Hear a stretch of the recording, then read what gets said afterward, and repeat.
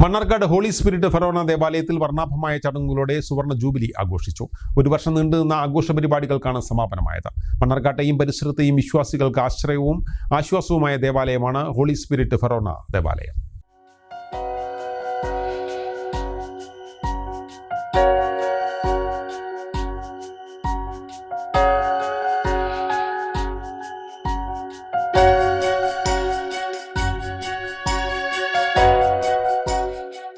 വിപുലമായ പരിപാടികളാണ് സുവർണ ജൂബിലിയുടെ ഭാഗമായി ഒരുക്കിയിരുന്നത്.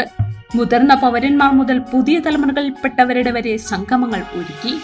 സുവർണ ജൂബിലി സമാപനത്തിനെത്തിയ സീറോ മലബാർ സഭ പാലക്കാട് രൂപതാമെത്രാൻ മാർ പീറ്റർ കൊച്ചുപുരയ്ക്കലിന് പള്ളി അങ്കണത്തിൽ ഇടവക വികാരിയും പള്ളി ഭാരവാഹികളും ചേർന്ന് പള്ളിയിലേക്ക് ആനയിച്ചു.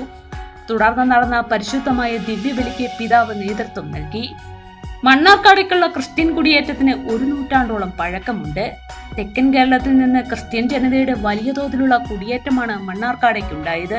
ഈ കാലഘട്ടത്തിൽ കുടിയേറ്റക്കാർക്ക് സ്വന്തം വീട്ടിൽ അജപാലനം ലഭിച്ചിരുന്നില്ല. സീറോ മലബാർ സഭയുടെ വിശ്വാസികൾ അക്കാലത്ത് ലത്തീൻ രൂപതയിലെ പള്ളികളെയാണ് ആശ്രയിച്ചിരുന്നത്.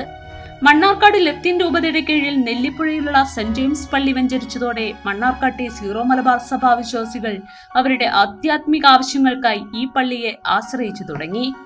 തലശ്ശേരി രൂപത നിലവിൽ വന്നതോടുകൂടി കാഞ്ഞിരപ്പുഴയിലും പാലക്കയത്തും സീറോ മലബാർ സഭയുടെ കീഴിൽ പള്ളികൾ നിർമ്മിച്ചു. 1974 പാലക്കാട് രൂപതയുടെ ആവിർഭാവത്തിനു ശേഷം മണ്ണാർക്കാട് പ്രദേശത്തെ പെരുമ്പിടാരിയിലെ ഡൊമിനിക്കൻ സിസ്റ്റേഴ്സ് സ്ഥലം വാങ്ങി മഠം സ്ഥാപിച്ചു. മണ്ണാർക്കാട് ഒരു പള്ളി വേണമെന്ന പ്രദേശവാസികളുടെ അഭ്യർത്ഥന മാനിച്ച് അഭിവന്യ മാർ ജോസഫ് ഇരുമ്പൻ പിതാവ് സെബാസ്റ്റ്യൻ ഇരുമ്പൻ അച്ഛനെ മണ്ണാർക്കാട് ഇടവകയുടെ വികാരിയായി നിയമിച്ചു.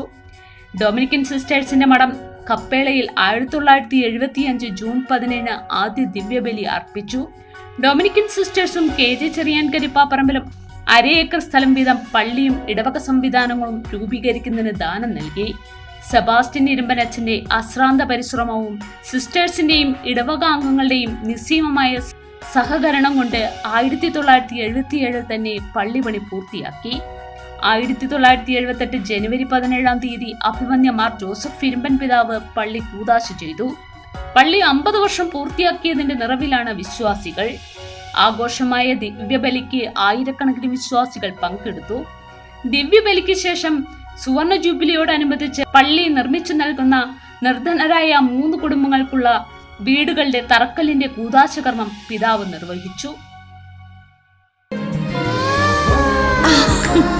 നിങ്ങളുടെ നിക്ഷേപങ്ങൾക്ക് UGS ഗ്രൂപ്പ് നൽകുന്നു അതിവേഗ വളർച്ച. UGS ഗ്രൂപ്പ്, സ്വപ്നങ്ങൾക്ക് വിശ്വാസത്തിന്റെ കയ്യൊപ്പ്.